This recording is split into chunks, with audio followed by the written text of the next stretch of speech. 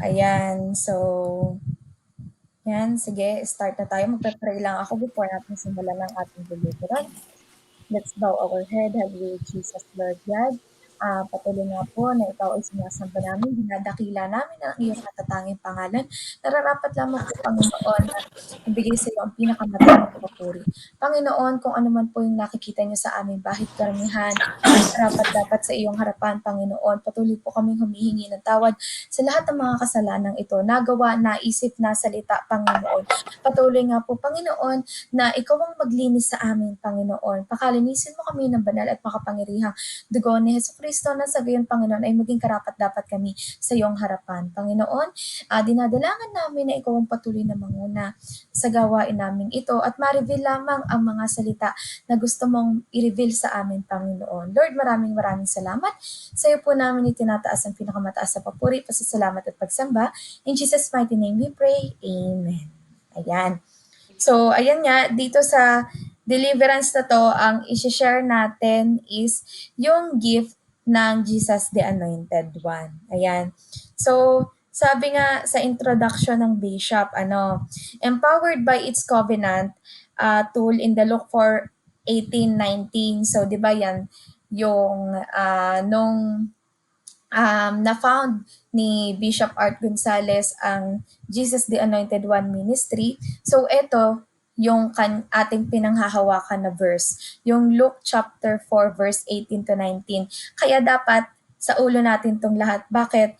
Nung first time ko sa church actually, nung nabasa ko tong Luke 4:18-19 na ito pala yung nilalakaran ng church natin. Sabi ko, grabe yung nilalakaran ng Jesus the Anointed One. Kasi yung verse na yan, pag binasa mo pa lang, grabe yung dating ng discipleship. Kasi umiikot dito yung sabi nga, the inner healing and deliverance ministry of Jesus the Anointed One Church continues its mission to set people free from all forms of bondages. So doon naman talaga umiikot tayo ay sinend out ni Jesus para iset free sa bondages ang mga tao, ang mga non-believers, even mga believers pa nga, 'di ba?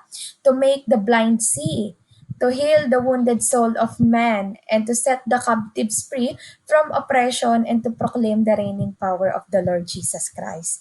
Amen. Napakaganda ng Bible verse na yun, di ba? Sabi dito, the Spirit of the Lord is upon me. So, nasa sa atin daw ang Espiritu ng Panginoon because He has anointed me. Tayo daw ay inanoint niya to preach the gospel to the poor. So, sino ba yung sinasabing poor dito? Ito yung mga hindi nakakakilala sa Kanya, di ba? He had sent me to heal the brokenhearted. So, ayan na, nagkaroon na tayo ng ating mission, no? To heal the brokenhearted, physical healing, mental, emotional, spiritual healing. Doon tayo gustong gamitin ng Panginoon. To preach deliverance to the captives. So, ayan na, dyan na lumabas yung deliverance. No? Sino ba yung mga captives? Ito yung hindi maka-overcome na hanggang ngayon ay nasa bondages of sin pa rin at nasa strongholds na hindi maiwan, hindi mabitawan. And recovering of sight to the blind. Eto, the best to Sabi ko yung recovering sight to the blind. Kasi sino ba yung blind dito? Hindi lang yung literal na hindi nakakakita, kundi yung hindi nakakaalam ng katotohanan kasi hindi naman lingid sa inyong kaalaman na tayo nung una ay hindi accept sa body of Christ pero ngayon accepted na. So, we are setting their eyes open, na maraming kayang gawin ang Panginoon and later on, i-discuss dito kung bakit na-set ang kanilang eyes. So, hindi lang mga believers, kundi mga unbelievers din. Kasi dito, madediscuss natin yung na sabi nga dito ni Jesus, mas marami pa tayong magagawang miracles sa Kanya nung panahon na siya ay nasa lupa pa. No? At bakit? Siya ay Diyos. Malalaman niyo kung bakit. Kaya nga dito, nagkaroon ng gift ang Jesus, the Anointed One, sa deliverance. So, anong sabi pa dito? To set at liberty that are bruised, and to preach the acceptable year of the Lord. So yan, madidiscuss natin yan. May mga supporting verse dyan ang ating ang ating bishop kung bakit meron tayong gift of deliverance na umiikot din dito sa Luke chapter 4 verse 18 to 19. So, ano pang sabi dito? Sabi sa Lucas chapter 11 verse 20, nagpapalayas ako ng mga demonyo, o 'di ba? Sa kapangyarihan ng Diyos, at ito'y nangangahulugang dumating na sa inyo ang kaharian ng Diyos. So, talagang biblical. Na kapag pala tayo nagpapalayas ng demonyo, talagang tayo nasa kaharian ng Diyos. Ibig sabihin, talagang ginagawa natin yung gustong ipagawa sa atin. Talagang sumasa atin ang Panginoon. Amen? Kasi dito pa lang binanggit ng Panginoon, tayo included na sa kanyang kaharian. So yung pagpapalayas ng demonyo, hindi yan exorcism na katulad ng iniisip ng iba. Ito ay will ng Panginoon para sa atin. Amen. So, sabi nga dito, anong purpose of deliverance? Bakit ba natin to ginagawa? So, the deliverance ministry is not just about demons. Tama. So, hindi, sabi ko nga kanina, malawak ang sakop ng deliverance. Hindi lang ito nagpapalayas ng demonyo. Kasi nandyan nga yung setting free from all bondages and strongholds. So, yan yung parang pinaka-main na iniikutan ng ating deliverance. Sabi nga dito, it is about guiding and helping believers come into the victory that Christ died for us. So, na-deliverance tayo. Tayo ay, ang isa pang example ng deliverance ay nung tayo ay tinubos ni Kristo sa ating mga kasalanan. Amen? Na kung sino ang maniwala sa Kanya at manampalataya sa Kanya ay magkakaroon ng buhay na walang hanggan. So isa yon, deliverance from our sins ang tawag doon. So the purpose of ministering deliverance is to set free who are in bondage. Yan na. As Jesus was sent to preach deliverance to the captives. So kaya si Jesus ay sinend dito sa lupa para nga tayo ay para tayo ay ma-set free sa mga bondages of sin. At para tayo ay tubusin sa ating mga kasalanan. So, ayan yung sinasabi sa Luke chapter 4 verse 18 to 19. So, sabi nga dito, so we are sent out. At ano pa sabi sa John chapter 20 verse 21? Muling sinabi ni Jesus, sumainyo ang kapayapaan, kung paanong isinugo ako ng Ama, isinugo ko rin kayo. So, kung ano yung ginagawa ni Jesus, yun din yung dapat na ginagawa natin. Kasi nga sabi dito, di ba, kung paano isinugo ng Ama si Jesus, ay ganun niya rin tayo sinugo. Kaya nga, di ba, laging isinasabi ni Jesus yung 12 disciples sa mga ginagawa niya at tinuturuan niya yung 12 disciples kung ano yung miracles and wonders na ginagawa niya. Kasi ganun niya tayo gustong isugo sa mundo. Kung paano siya isinugo ng Ama. Kaya nga sabi ni Pablo, imitate me as I imitate God. So, imitate Jesus. We need to imitate Jesus. At ganun din dapat yung mga dinidisciple natin. Kailangan i-imitate nila tayo. Kailangan kung ano yung ginagawa natin, ginagawa din nila. Sa ganung paraan, na-i-impart natin sa kanila yung discipleship at yung gift ng Jesus the Anointed One. Kasi kung wala tayong i-impart sa ating mga dinidisciple, ay hindi natin nakakarry kung ano yung kung ano yung sinabi ng Panginoon na kung paano siya isinugo dito sa lupa ay dapat ganun din tayo isinugo. So dapat ganun din yung ginagawa natin. Amen? We need to impart kung ano yung na-impart sa atin ng ating church, ng ating pastor, kung ano yung ini-impart sa atin, i-impart din natin sa ating mga dinidisciple. Kung ano yung impart ni Jesus, the Anointed One sa atin, yun din ang i-impart natin sa ating mga dinidisciple. So, ayan. Ano pang sabi dito? To do the works He did, even greater. Ayan. Sabi nga, mas greater pa daw yung kaya nating gawin sa nagawa ng Panginoon nung siya ay nasa lupa pa noong panahon. Ano yung nagsosupport dyan? Sabi sa John chapter 14 verse 12, pakatandaan ninyo, ang nananalig sa akin ay makakagawa ng mga ginagawa ko. Diba? Sabi ni Jesus dito, yung nananampalataya daw sa Kanya ay makakagawa ng lahat ng kaya niyang gawin. So, mamaya, madidiscuss natin ano ba yung mga nagawa ni Jesus na magugulat kayo na kaya nyo palang gawin at may authority kayong gawin. At ano pang kasunod na verse dito? At higit pa kaysa rito. O di ba? Diyan binanggit ng Panginoon na higit pa sa mga nagawa niya ang kaya nating gawin. At yung ginagawa ng Jesus the Anointed One na deliverance, yan yung nagpapatunay na higit pa sa kayang gawin ni Jesus ang nagagawa ng tao. Na sinabi niya na ng una. 'Di ba? Nung unang panahon pa. 'Di ba? Sapagkat babalik na ako sa Ama. The main reason why sinabi ni Jesus na mas mahihigitan pa natin yung kaya niyang gawin noong unang panahon. Nung siya'y nasa lupa pa ito ha, hindi yung siya'y nasa langit na ngayon. Nung siya'y nasa lupa pa. Kasi nga, siya po ay aakyat na sa langit. So pag umakyat siya sa langit, sino ang magpapatotoo? Na totoo yung mga miracles na nagawa niya. Kung hindi kayang gawin ito ng mga dinidisipulo niya. At ng mga ididisipulo ng dinidisipulo niya. Amen. Sinabi niya, mas greater pa yung kayang gawin, yung kaya nating gawin para patunayan sa mga tao na totoo na may Diyos, na totoo si Jesus. Amen. So yun ang reason ng ating Panginoon. Kung bakit mas kaya pa natin gumawa ng greater things noong sa nagawa niya nung siya ay nasa lupa pa.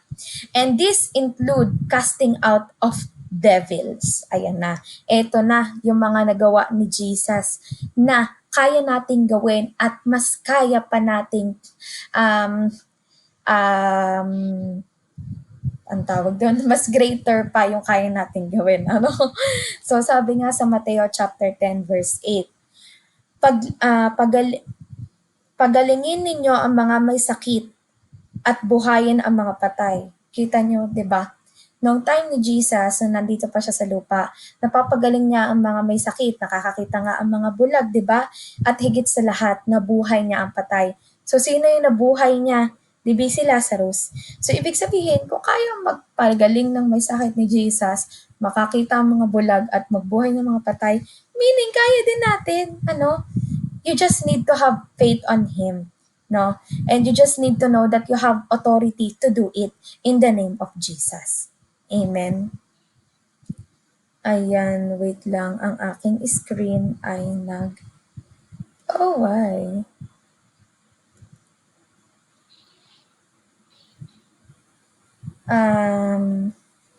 Ayan, yan. Okay, sabi nga dito, pagalingin at linisin ninyo ang mga may ketongin. Ayan. Ibig sabihin, inuutusan tayo dito ng Lord. Hindi niya hinihiling na pagalingin natin sila. Ang sinasabi dito ni Lord, inuutosan niya tayo na pagalingin at linisin nyo ang mga may ketong at palayasin ang mga demonyo. Ayan.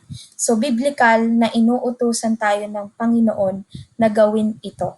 Hindi niya hinihiling na gawin natin ito, kundi inuutusan niya tayo. So, ito talaga ay will sa atin ng Panginoon. Yamang tumanggap kayo ng walang bayad, magbigay naman kayo ng walang bayad. So, meaning, gawin natin ito hindi dahil sa tayo ay humihingi ng kapalit or ng blessings, kapalit ng ginagawa natin, kundi dahil nga sabi ng Panginoon, tayo ay tumatanggap sa Kanya nang hindi naman niya tayo pinagpabayaran ng Panginoon sa mga blessings na nare-receive natin. So, ibalik natin sa Kanya. Or gawin natin ito bilang kapurihan sa Kanyang pangalan. Amen. So, ano pa?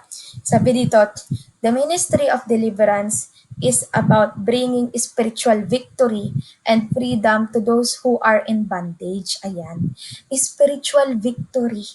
At para daw makaset free ang mga nasa tanikala ng kung ano man yung humahawak pa rin sa kanila. It does not matter what you call it, kung ang tawag daw dito ay demonize, possess, oppress, etc. If they are in demonic bondage, whether they need to tear down a stronghold, break up a legal ground, cast a demon out, or all three, it is still deliverance. Ayan. Sabi ko nga, kahit kung ano man yung hindi ma-overcome na isang bagay or ano man yung bandages of sin na sumasa tao, once na yan in-overcome niya, ang tawag doon ay deliverance. At yung ginagawa natin na pagdi-deliver sa kanila, yun yung ating gift, deliverance. So, paano ba natin sila dinideliverance?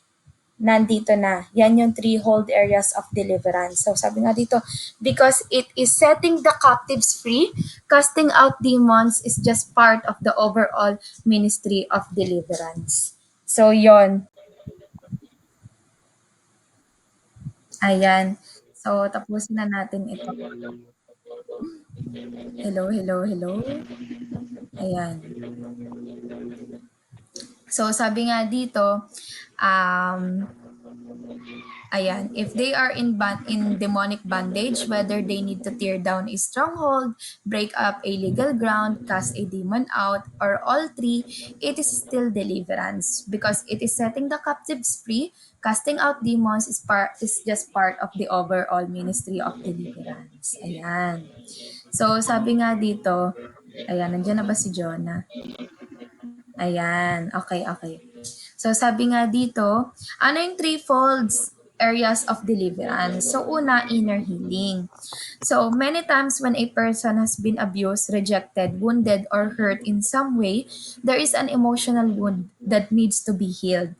So demons will use these wounds and weakness against the person as leverage to hold them in bondage and get them to reopen doors so that they can re-enter. Ayan. So, hindi naman lingid sa inyong kalaaman kung paano nakakapasok ang mga espiritu sa katawan ng tao or paano nakakapasok ang demonyo sa katawan natin. So, ganito lang yung simple illustration yan. 'Di ba? Nagkasugat, halimbawa dito, nagkasugat ka, nahiwa kang ganyan. So, pag nahiwa kang ganyan, makikita kung ano yung nasa loob, makikita yung reaction ng katawan mo.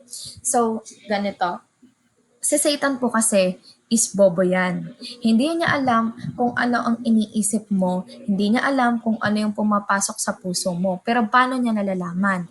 Depende kung paano ka mag-react sa mga nangyayari around you. Kaya nga may biyaya tayo ng Lord eh. Kaya nga sabi ng Lord, manampalataya ka lang sa akin. So, ganito, kapag ikaw ay nagkasugat, nakikita ni Satan kung ano yung nasa loob mo at kung paano ka mag-react sa wound na yon. Parang ganun lang din pag nagkasugat ka, pag nahiwa ka, nakikita kung ano yung nasa loob mo, kung dumudugo ba yan, kung may laman ba yan, o kung meron ba yung buto, kung nakikita na ang buto, depende kung gaano kalalim yung sugat mo. And kapag nga nagkasugat ka, nakakapasok ang mga particles, ang kung ano-ano, 'di ba? So ganito lang 'yon. Ganyan po mag-work ang mga espiritu at si Satan. So, tayo mismo, kung tayo ay mahina at tayo ay nagpapadala sa mga abuse na to, rejection, masyado, yung sakit na nararamdaman natin is hindi natin kayang i-contain dahil nga tayo ay parang feeling natin nako-condemn tayo or feeling natin wala tayong kakampi or feeling natin lagi na lang tayong mali or lagi na lang tayong may kasalanan.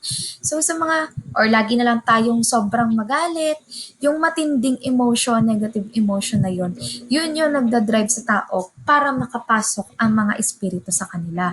So, kita nyo naman, di ba, pagka nakakasama na tayo or nakakasama na kayo sa mga deliverance natin.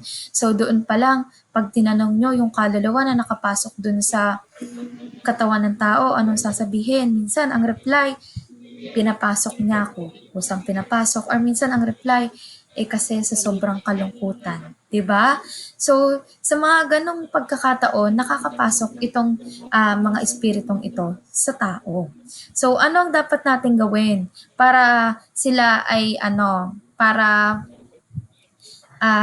maiwasan yung mga gantong pagkakataon?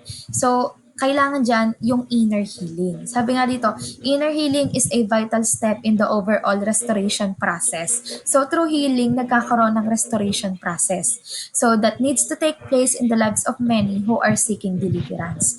So, ganito, kaya nga, di ba, wound ang tawag natin dun sa mga ganong pagkakataon na ikaw ay nakakaramdam ng sakit. So, wound ang tawag natin doon. So, ang kailangan natin doon is inner healing. So, hindi siya sinasabing physical lang na healing kasi kaya nga inner healing, ang hinihil natin doon is more on mental, emotional, and spiritual healing. Ano? So, paano natin gagawin yung inner healing? Yan, nandyan yung counseling. Ano? So, number 2, dyan papasok yung breaking of curses and removing legal rights. Ayan. So, curses can come upon a person as a result of practicing certain sins mentioned in the Bible that brings curses as a result of the sins in the previous generations in his family. We need to appropriate the provision that Jesus made for us concerning curses in order to be set free from them. So, kung nababasa niyo na yung Old Testament, meron dyan na talagang kina-curse ng Lord yung katulad nun, yung Zamora at Gomora, 'di ba? Dahil hindi tinanggap ang mga nagpi-preach doon, pinagpag nila ang kanilang paa at yung Zamora at Gomora na yon ay gumuho, yung dalawang lugar na iyon. So, kasama din doon, may mga nababanggit na curses. Kalimutan ko na eh. Hindi ako nakapaghanap ng example nito. Basta may mga curses dyan sa mga unbelievers na ang curse ng time na iyon, nung wala pa si Jesus, is hanggang sa generation. Lalo na yung mga villain. Villain daw eh.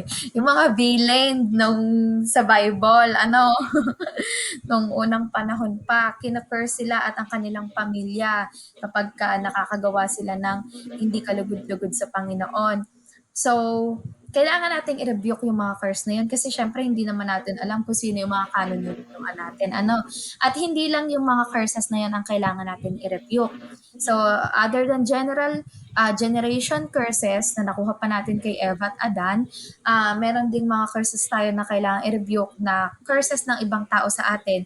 Minsan kasi hindi natin alam, kina-curse na pala tayo ng mga tao. Alam niyo yung sinusumpa o kaya sinasabi sana hindi yan mangyari sa iyong ganyan-ganyan. Pero in reverse naman pala yung sinabi ng tao na yon na ang gusto niya is mangyari sa iyo. So, kailangan i-break natin, i-rebuke natin yung mga curse na yon kasi isa yan sa reason kung bakit hindi tayo maka-overcome sa bondages of sin. Ano pa?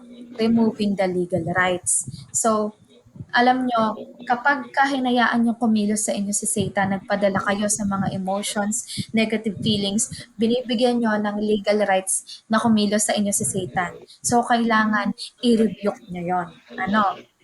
So, sabi nga dito, strongholds are incorrect thinking patterns that people develop over time. Ayan. Ano ba yung mga strongholds? Ito kasi yung mga bagay na alam nyo, kailangan na nating bitawan pero hindi pa rin natin mabitawan kasi nandun na yung comfort natin. Amen.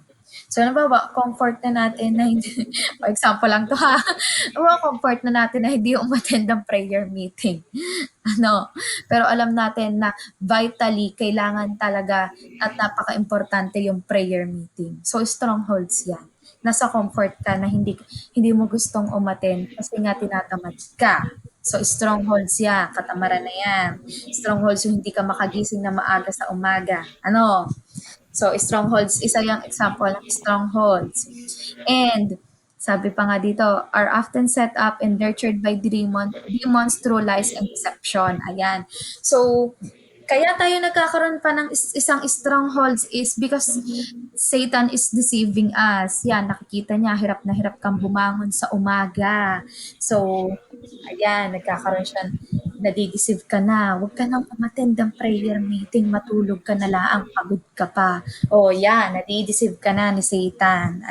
So, yung strongholds, lalong lumalago. Demons thrive on strongholds. Ayan. Yan ang pinakagusto ni Satan. Yung strongholds sa'yo. And use them to hang around a person and torment them. Failing to tear down strongholds can hold up a deliverance and prevent us from walking in complete spiritual freedom. Totoo naman yung stronghold ang nagde-delay sa atin para tayo ay ma-deliverance from our sins. Amen. So, kung alam mo na yung mga strongholds na humahawak sa'yo, ay huwag ka nang makipaglaro kay Satan, ano? Huwag mo nang sakyan yung ginagawa niya sa buhay mo. Eh, sinasakyan mo pa eh. So, wag na nating bigyan ng favor si Satan sa buhay natin. Instead, paglabanan natin 'tong mga bagay na ito na tayo ay isuko na natin sa Panginoon ang ating mga sarili at ang ating buhay. Amen? Sabi nga dito, legal rights are things that give demons permission to enter and remain our lives. Ayan. So, yung legal rights na binibigay natin sa kanya, kasi nga hinahayaan natin siya makakilos sa atin, binibigyan natin siya ng permiso para makapasok sa buhay natin. Amen. Before demons can often cast, ayan, nagtatawag na rin. Magdi-dismiss na tayo ng 15 minutes. So, dating gawin, pasok lang sa bagong link. So, ayan, sabi nga dito, before demons can often be cast out, it is important to address and remove these legal rights. Ayan. So, importante daw na kailangan ma-address natin ano ba yung legal rights ni Satan sa atin. Ano ba yung mga curses na kailangan nating i-rebuke. So, kailangan nating i-evaluate yan.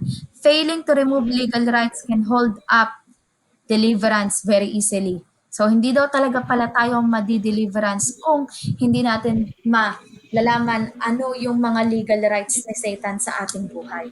So, kaya nga pag nagdi-deliverance tayo, after ng, di ba ang ginagawa pa natin, i-interview natin kung sino yung nakapasok na espiritu doon sa katawan ng taong yon. And then afterwards, pag nalaman natin bakit siya pumasok, anong reason, bakit siya nakapasok, bakit gusto niya pumasok, at anong nangyari, pinapatanggap pa natin. And then afterwards, ang susunod naman na i-interviewin natin is yung deliverance talaga, yung sinapian. I-interviewin natin, bakit ganun, anong problema. So, magkakaroon ng counseling para alam mo kung ano yung i-rebuke mo at ano yung legal rights na kailangan mong ipag-pray na tanggalin sa taong yon. Ano yung legal rights ni Satan sa taong yon. So, after mong maipag-pray, ma-counsel siya kung ano dapat na gawin, saka mo siya patatanggapin. Amen. So, dun magkakaroon ng complete deliverance sa taong iyon. So, yan, number 3, eto na nga. After mo malaman kung ano yung mga legal rights na yon, saka natin ika-cast out ang demons. So, number 3 is casting out of demons. This requires 2 basic elements. Ayan, 2 basic elements daw ang kailangan natin sa casting out of demons. Number 1, knowledge of your authority in Christ Jesus over the powers of the enemy. So, kailangan daw, alam mo yung authority mo sa pagka-cast out or alam mo na may power ka to cast out the enemies. So, alam ba natin yung authority natin? So, we need to know. And pangalawa, and faith in the authority. So, kailangan hindi lang basta alam mo. Dapat mayroon kang faith doon sa authority mong yon. So, yan, i-share natin yung nangyari, di ba, Toray? Yung nangyari, saan ba yun? Sa Darasa ba yun? Malapit sa Darasa. Yung may sinapian doon. So, nung time na yon, alam ko kasama ko si Eds, hindi ko alam kung kasama si Jonah. Kasama ka ba nun, Jonah? Alam ko kasama sila Casey at saka sila Ken doon, no? Yun yung doon sa time na yon, yung ginawa ni Toray doon, yun yung yung alam niya kung ano yung authority niya to cast out demons. And yung faith nandoon din. Why? Na I remember nung binilangan ni Toray ng 3 yung nasa loob, yung espiritu na nasa loob nung ito din yung share ko kanina sa mga pang-umaga nung nahanga-hanga nga sila tuwan-tuwa sila sa topic na to kanina. So, nung binilangan ng 3, dapat dun pa lang meron kang confident na before matapos yung bilang mo na sa demonyong yon, alam mo na lalabas yun. Kasi alam mo na malakas yung Diyos mo. Na nasa bilang pa lang ng 2 ay sumuka na, no? Yung yung dinideliverance. So, ganon. You need to know and you need to be confident na kayang na hindi ikaw ay vessel na ginagamit ng Panginoon, na kayang paalisin ng Panginoon yung demonyo sa loob ng tao mo. Amen. So dapat ganon yung ating conviction. Kasi hindi natin alam. Hindi natin alam kung kailan tayo, kung kailan may ilalapit or kung kailan tayo tatawagin para magpaalis ng mga demonyo. Sabi ko nga sa inyo, ito ay gift sa Jesus the Anointed One. Sabi nga ng aking bayaw na taga-victory, hindi sila tinatawag sa mga gantong gawain. Kasi nga daw, iba yung gift nila. So, bibihira silang maka-encounter ng ganito. Pero, si Jesus the Anointed One, halos lagi, kadalasan, tayo ang tinatawag, tayo ang nakaka-encounter ng mga gantong pangyayari. Bakit? Because this is our gift at doon tayo ginagamit mightily ng Panginoon. Amen. Kaya dapat matuto tayo kung paano gamitin itong gift na ito na ibinigay sa atin ng Panginoon, lalo na sa Jesus the Anointed One. Amen. So it's such a privilege to have this gift. Amen. So, ano pa, sabi nga dito, naalala ko, to be honest, nung nasa JAL pa ako, hindi talaga rin ako nakaka-encounter ng ganito. Maybe because iba rin ang gift ni JIL.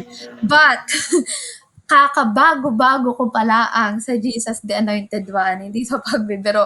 Although, sayang, kasi nga, hindi pa rin na-open sa akin na ito pala talaga yung gift ni Jesus the Anointed One dahil bago pa nga lang ako noon. Naka-encounter agad ako, sa totoo lang. Tanda ko noon, nasa PKA pa ako na nagtatrabaho. Talagang ako ay nakitulog muna sa iba dahil nag-iinuman dun yung aking mga ka-work. Pagbalik ko, ayun, may sinasapian na po. At ako'y tawa ng tawa dahil sabi ko, bakit ang daming asin? Bakit may bawang sa sahig? Ay, Diyos ko po, toyo at suka na lang ang kulang, ay adobo na ang dinideliverance. Totoo. Totoo po. Ay hindi pala alam ng mga taong iyon. So, it's such a gift talaga na tayo nagagamit sa ganito. Dahil yung mga taong yun, hindi nila alam kung paano paaalisin yung espiritu sa loob ng sinasapian. At sila iyak ng iyak. Alam nyo ba, pagdating ko doon, alam nyo ang sabi sa akin, katulungan mo kami pagod na, hindi na namin alam ang gagawin. Dahil yung pagkakahawak ng sinasapian doon sa kamay ng dalawang lalaki ay talagang lubog na ang kuko doon sa kanilang braso at talagang pulang-pula na. Sila sakit na sakit na. At nung nalaman ko, di pinag-pray natin, hindi naman natin alam na kailangan din pala i-interviewin kung bakit nakapasok para nga huli matanggal yung legal rights at yung curses, no? Hindi natin na-interview. Ang alam, naipag-pray lang natin, napaalis lang natin, yun lang. So, hindi natin alam kung talaga napaalis. Pero at that time naman, ikumalma yung taong yon after natin maipag-pray, dahil tayo nanalig sa Panginoon, sa biyaya ng Panginoon. Pero alam niyo po, ang pinaka ko doon, hindi lang ako doon sa deliverance na awa, kundi sa mga taong nasa paligid niya. Dahil nung nalaman ko ang kwento, ay yung pala ay ginayunan na ng walis, hinampas-hampas na ng walis, at sabi, Espiritu, umalis ka sa katawan ng kaibigan ko, hindi pa rin daw umalis. Ay, pinakain na daw ng bawang. Kaya pala sabi ko, ba't may bawang din sa tenga? Hindi pa rin daw umalis. Ito pa, nanalangin ng ama namin, ay hindi pa sa ulo ang ama namin. At talagang iba, hindi nila alam kung paano. Kaya tayo, na biniyayaan ng ganong knowledge, ay gamitin natin ito sa mga ganitong pagkakataon. So, because that is one of our calling, calling din ng ating church. So, sabi nga dito, to help minister, demons are cast out with a simple spoken commands. Ayan. Yan. Ito, kay Torey ko lang din natutunan to no? Sa biyaya ng Panginoon. Yan. Mga demons daw, nakakast out daw yan by just simple commanding. So, kailangan, kapag nagka-cast out ka ng demon, uutusan mo sila. Hindi mo hihilingin na umalis. Iba kasi yung hinihiling sa inuutusan. Ang inuutusan, merong strong conviction yan. So, kailangan uutusan mo yan na umalis or uutusan mo yan kung ano yung kino-convict sa'yo. So, ano bang tawag dun, Toray, sa mga words na yon? Yung casting, limutan ko na Basta, may mga ginagamit tayong words to Hindi ko din alam. Ano? Ano Ano? daw? Lumalabang Oo, yung anong tawag do'n, may yung tawag do'n ang castor, eh. yung lahat. Oo, nakalimutan ko na. Basta yung casting out of demons, yung magsasabi ka, millions of angels! Ay, mga ganyan, yung mga gano'n, di ba? Okay. Yun, sword of the spirit. Yan. Arrows of Meron pang angels. Yun nga, wala nga akong copy. yan, oo. Yung mga ganong commands, kailangan marunong kang Mm. gumamit ng mga ganong commands. Depende sa Ay, hindi. conviction ni Holy Spirit. Mm. Amen. So, wala rin akong gaanong ay ano. Shadow, ano,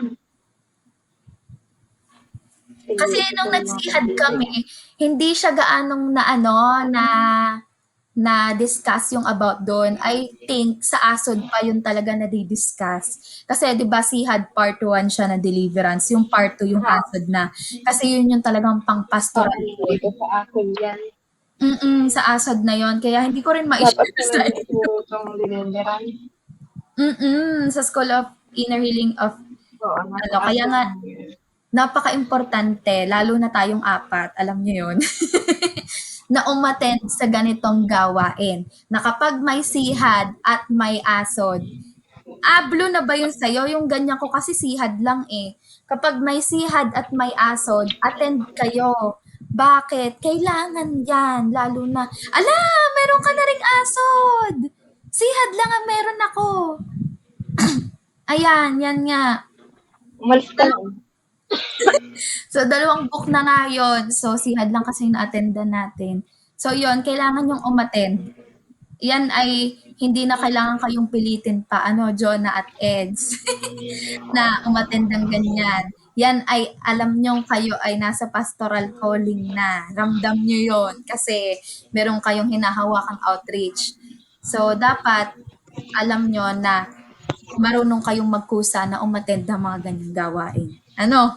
Kapag nagpaganyan ulit, ay attend tayo. Dahil baka hindi nyo alam, dyan sa ina-outreach nyo, ay biglang tawagin kayo sa ganyan, ay ano gagawin nyo? Paano kung kayo lang ang available? Paano kung at that moment, at that situation, nandoon kayo at biglang nangyari yon? Anong gagawin nyo? At busy ang ating mga pastora. Diga? So, kailangan ay may knowledge kayo at alam nyo kung paano gagawin. Amen. So, ano pang sabi dito? Ah, to help the minister in casting out demons, a deliverance questionnaire answered by the person seeking deliverance will give an overview of that person's background, the bondages they are facing, uh, the roots or source of their problems, as well as legal grounds, strongholds, and any particular spirits that need to be addressed. Ayan. Kaya nga, di ba sabi natin, para matulungan na ma-deliverance yung tao na dinideliverance. So, kailangan ma-interview nyo siya. Kailangan magkaroon ng counseling na tinatawag. Bakit ba? Ano bang problema? Bakit ba nakapasok? Ano ba yung na pinagdadaanan niya, ano ba yung nakakasakit sa kanya, ano ba yung problema niya. So, kailangan talaga is ika-counsel niyo siya, tatanungin niyo ano yung problema para malaman niyo kung ano yung dapat niyong i-advise sa kanya at hindi lang basta advice, alam niyo kung ano yung dapat na ipag-pray, kung ano yung dapat na i-rebuke para mapatanggap niyo siya at maka-receive siya ng complete deliverance. So, ganoon. So, ano sabi sa Lucas chapter 10 verse 19? Binigyan ko kayo ng kapangyarihang tapakan ang mga ahas, ayan, at mga alakdan, at daigin ang lahat ng kapangyarihan ng kaaway at walang makakapanakit sa inyo. Always remember, wag tayong matatakot mag-deliverance kasi baka mamaya natatakot tayong mag-deliverance. Yan nga, sabi sa verse na yan na tayo ay binigyan ng authority ng Panginoon para palayasin ang mga masasamang espiritu. Binigyan niya tayo ng authority at the same time para hindi tayo masaktan ng mga pinapalayas natin. Amen? So, ayun lang naman. So, conclusion. Jesus came to deliver us from sin that separates us from the Father, from curses and bandages that the enemy Satan has inflicted in us. When Jesus called the 12 disciples together, He gave them the power and the authority to drive out demons. Ayan. So, binigyan ng authority tayo to drive out demons, heal the sick, and preach the kingdom of God. Notably, Jesus Christ always combined the preaching of the gospel with the demonstration of his power by healing the sick, casting out demons, and raising the dead, and so on. So, sa ganitong pamamaraan na ipapakita ang mga miracles and wonders sa tao dahil alam naman natin na usually is doon unang-unang na sila napapaniwala na totoong may Diyos. So sabi nga dito, some churches today are only concerned in preaching the gospel without proper emphasis on healing and casting out demons. So parang nowadays daw kasi preaching the gospel na lang ang ginagawa ng ating mga at saka discipleship. Ayan, wala na.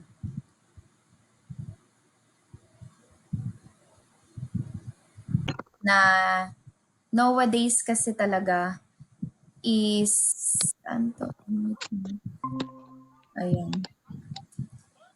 Ibibihira na lang yung nagagawa ng deliverance. Kaya praise God kasi tayo, Jesus the Anointed One, ay tinawag para sa ganitong gawain. Sabi nga is, yan yung nakasulat ni Bishop doon sa sihad niya na na ngayon puro preaching na lang. Hindi naman masama yun, maganda nga yung preaching.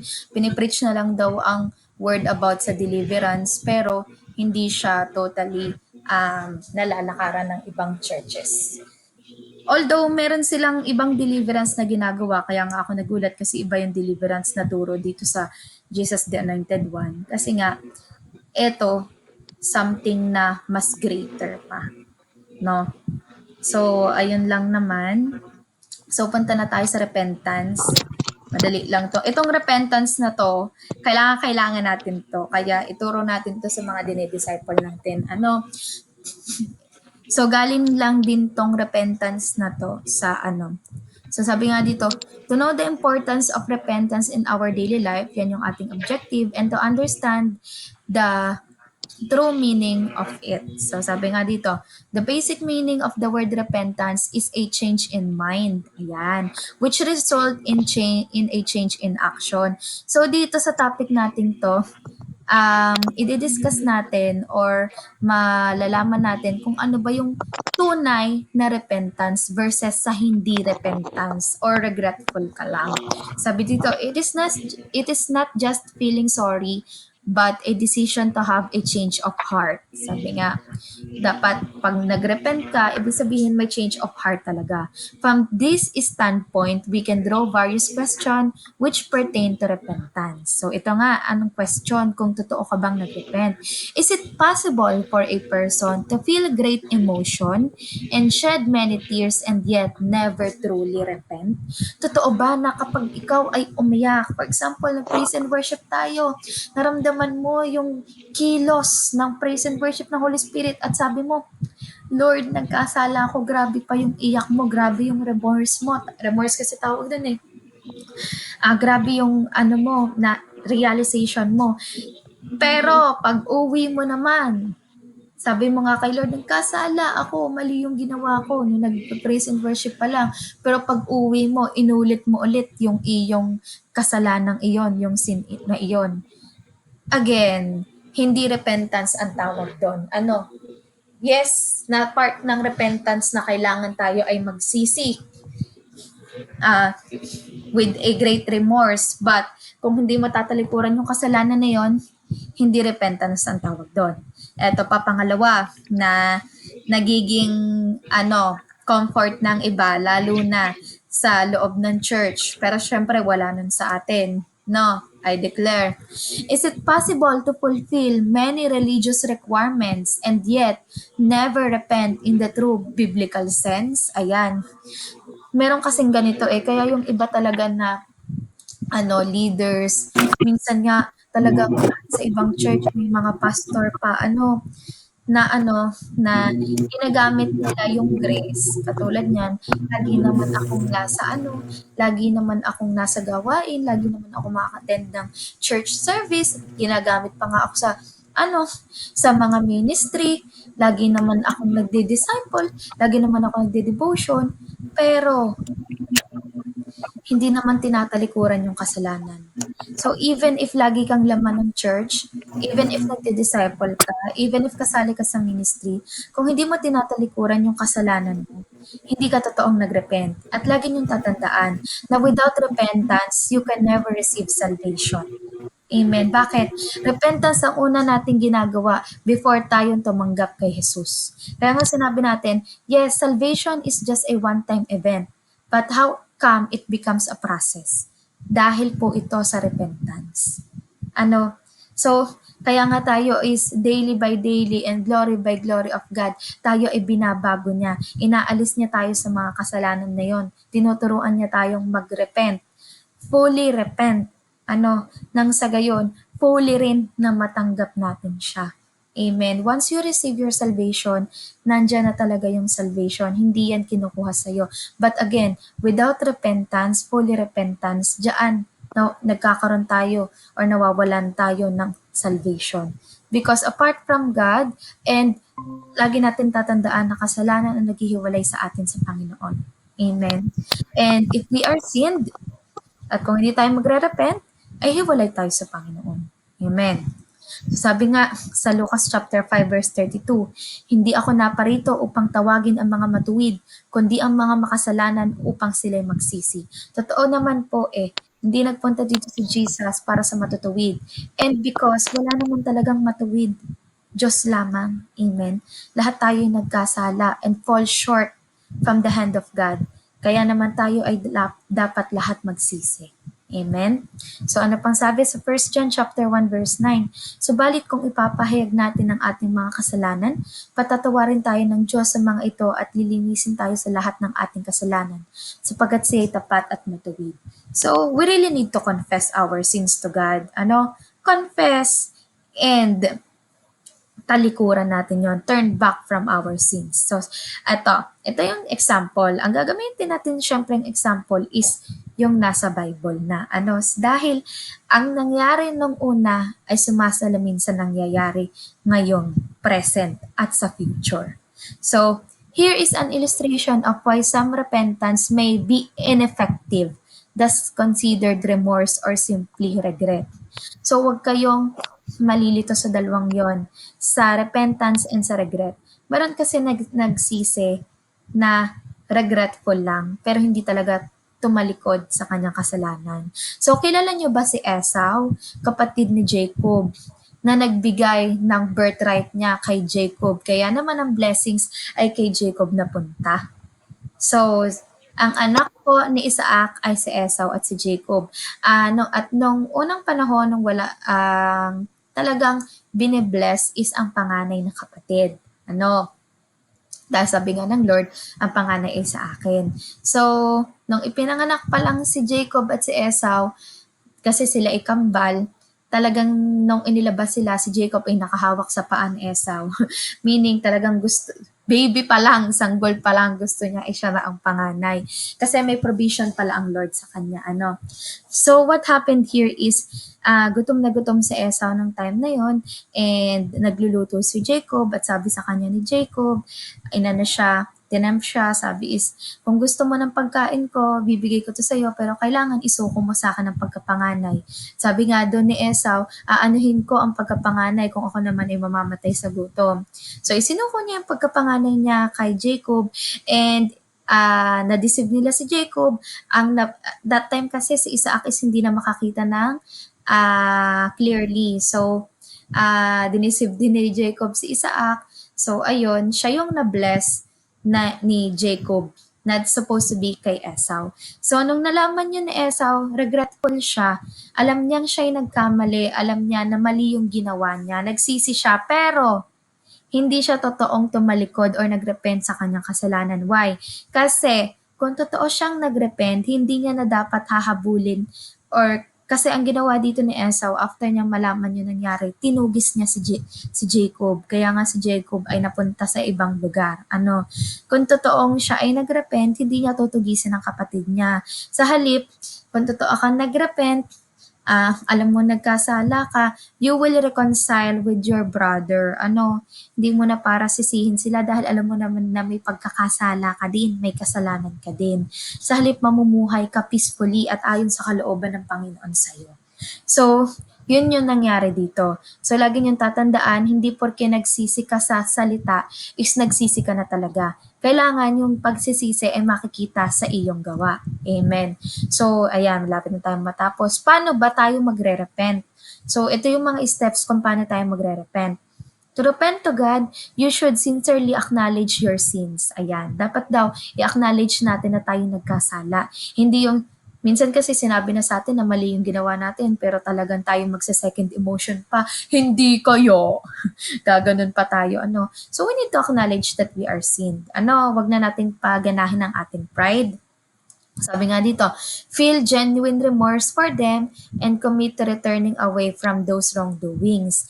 This typically involves the following steps. So number one, genuine remorse. Ayan na nga yun talagang yung feeling mo na, example ko lang to ha, yung feeling na kapag nasa praise and worship ka, alam niyo yung feeling na yon, yung a deep sense of sorrow for the sins committed, not just regret for the consequences, yung may deep sorrow ka talaga na alam mong ikaw ay nagkamali, na inaamin mo na ikaw ay nagkamali, yung ganong feeling. So, we need to have that. Hindi naman talaga totally required kasi meron naman talaga na nagta-turn back from their sins by just knowing it. Sabi nga sa mga Gawa chapter 3 verse 19, kaya nga magsisi kayo at magbalik loob sa Diyos upang patawarin ang inyong mga kasalanan. So, kailangan nating magsisi. Amen. Magsisi sa mga kasalanan yon. Pangalawa, paano tayo magkakaroon ng repentance, full repentance, self-reflection. So, kailangan natin i-evaluate ang ating mga sarili. So, examine your actions and identify the sins you want to repent for. So, kailangan evaluate natin yung sarili natin. Ano ba yung nagawa ko? Ano ba yung maling nagawa ko? Ano ba yung dapat kong ihingi ng tawad? Ano ba yung mga dapat kong itama? So, pag alam mo na kung ano yung mga pagkakamali mo, susunod na dyan yung number 3, confession. Honestly confess your sins to God in prayer, expressing your regret. So, ayan, habang nagpe-pray ka na-evaluate mo na yung sarili mo, na okay Lord, ito po yung kasalanan ko, sorry kasi nagawa ko to, sinasadya ko, sorry kasi sinadya kong gawin, sorry kasi hindi ko naman alam na kasalanan na pala to yung ginagawa ko. So, you need to have a confession with God. And then after your confession, you need to ask for forgiveness. Request God's forgiveness, demonstrating your intent to change. Of course, pag nag-ask tayo ng forgiveness kay God, syempre tayo naman ipatatawarin agad ng Panginoon kasi nga siya ay Diyos. Hindi na siya magagalit sa atin, di katulad ng tao. Pero pag taman tayo napatawad na ng Panginoon, see to it na kasunod na dyan yung pagbabago. Iba kasi yung hindi umaalis sa kasalanan sa sinisikap na makaalis sa kasalanan na yon. Meron kasing mga sins na talagang nasa process na step by step sinisikap mong makaalis doon. Well, it doesn't matter kung slowly, ang mahalaga sinisikap mong makaalis doon kesa sa hindi ka nag-e-effort na umalis sa kasalanan na iyon. So, laging nasa puso ang pagbabago. At sa puso ka rin titingnan ng Panginoon. Amen. And after that, di naka-ask ka na ng forgiveness, make amends. If possible, take step to correct any harm caused by your action. So, ano po yung amends? Paano yung amends? Sabi nga sa Matthew chapter 5, 23-24, kaya't kung mag-aalay ka ng handog sa dambana para sa Diyos, at naalala mong may sama ng loob sa iyo ang iyong kapatid, iwan mo muna ang iyong handog sa harap ng dambana at makipagkasundo ka sa kanya. Pagkatapos, magbalik ka at maghandog sa Diyos. Anong meaning ng verse na to? Ang meaning ng verse na to, kung may kaalitan ka na hindi lang kapatid sa pananampalataya kay Kristo, kung sino mang kaalitan mo or may galit sa'yo, ay humility. Ikaw na yung kumilos. Bakit? Ayaw ng Lord na gagamitin ka niya sa ministeryo o haharap ka sa kanya o a-attend ka sa church nang ikaw ay may ganun. Na ikaw ay hindi okay sa yung kapatiran, lalo na kung sa kapatiran yan, at pares pa kayong ginagamit. No, lalo na kung yan ay kung yan ay sa family members mo talaga sa family or sa friends or sa katrabaho, talagang kumilos na tayo. Huwag nating hayaang haharap tayo sa Panginoon na tayo may bahid ng karumihan. Kaya nga sabi dito sa verse na ito, kung mag-aalay ka or kung pupunta ka sa gawain niya, see to it na ayos ang tayo ng puso mo at ayos ang tayo ng puso mo sa ibang tao. Amen? So lastly, change your behavior. Of course, commit to avoiding those sins in the future and strive to live in accordance with God's teaching. Ayan. Kaya nga sabi natin, i-avoid na natin na magawa ang mga kasalanan yon. Why? Alam nyo, based on my experience at sa experience ng iba, lagi itong nangyayari. Once you overcome that sin, dadating ang testing. Hindi yan sunod-sunod, pero may time na sunod-sunod ang testing Meron din naman time na years ang binibilang before ka ulit i-test sa ganoong situation or scenario to know if you really overcome.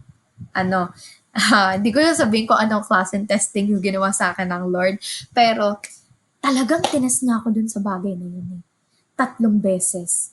2 beses ako nag-fail. Pero, praise God, sa last, I did not fail anymore. Kasi nalaman ko na, alam niyo kung anong realization ko na time na yun, napagdaanan ko na to not once but twice. And then pinagdadaanan ko ulit ngayon. I know the reason na why pinagdadaanan ko ulit ngayon. Kasi gustong malaman ng Lord kung talaga bang na-overcome ko na. Kasi na-overcome ko siya ng 2 beses. But again, God wants to know if kapag natukso ka pa nito, kasi nga, di ba, inaalaw naman ni Lord na tayo tuksohin para malaman kung tayo tunay niyang disipulo. Kapag natukso ka pa nito, totoo ba talaga na ikaw ay nag-turn na sa sin na yan? So, ganun. So, expect na talagang may testing at may testing pa rin mangyayari para malaman kung talagang fully na-overcome mo na ang bagay na yun. Ganyan din kasi kumilos si Satan Kung ano yung ginamit niya sa'yo noon para maialis ka sa Panginoon, ganun at ganun pa rin ang gagamitin niya sa'yo ngayon. No. And the only way to overcome it is by the grace of God and by the help of God, by the help of God. Amen. And by the help of yourself. Amen. Because it starts with you. Sabi nga sa mga taga-Galatia chapter 5, 22 to 23, ito na yung dapat na makikita sa pamumuhay natin para maiwasan natin ang mga toksong iyon. Subalit ang bunga ng Espiritu ay pag-ibig, kagalakan, kapayapaan, pagtsatsaga, kabaitan, kabutihan, katapatan, kahinahunan, at pagpipigil sa sarili. Yan nga yung sabi ni Romel kanina, pagpipigil sa sarili. Walang batas laban sa mga ganito. Amen. So, conclusion. Ayun na, conclusion. Remember to approach this process with an open heart and mind. Ayan. Kung gagawin daw natin ng repentance, dapat meron tayong open heart and open mind. It's also beneficial to seek guidance from spiritual leaders or texts that resonate with you. Ayan. Pwede rin nating basahin ang Bible at higit sa lahat sa ating mga spiritual leader. Pwede tayong humingi ng tulong. Kasi minsan hindi natin alam nagkasala na pala tayo. So true repentance is not just a one-time act. Hindi daw ito one-time act. But a continual process of growth and transformation in one's spiritual life. Kaya nga sabi ko sa inyo, sinisikap natin na talikdan or talikuran ang mga kasalanan ito. Dahil tayo ay tinatransform. Tinatransform ni Lord ang spiritual life natin day by day. Amen. So, ganun ang repentance at ganun ang paglapit sa Diyos. Hindi yan isang click lang. Bakit pag ba ikaw ay nagpagawa ng building sa isang araw lang magagawa na yon? Hindi. It takes process. Kailangan pa nga dyan ng mga floor plan, kailangan ng mga engineer, architecture before matapos ang isang building. So, that's how God built us to be His rightful and faithful servant. Amen. So yan ang pinaka-importante yan sa ating sinession mula session 1 hanggang session 11, yung repentance na yan. Amen. So yun lang naman ang gusto kong i-share. I hope and pray na may napulot ang bawat isa. At yung sinend mo to, Rai, ayan, Yan. Sinend na pala ni Tora, ni Pastora Marie, yung magagamit natin to cast out demons. So, tayo bilang mga leaders na lalo tayong apat. Char! Lalo tayong apat, hindi na dapat na kailangan pa itap tayo ng kung sino man o ng ating mga pastor para aralin yung mga ganitong bagay. Kailangan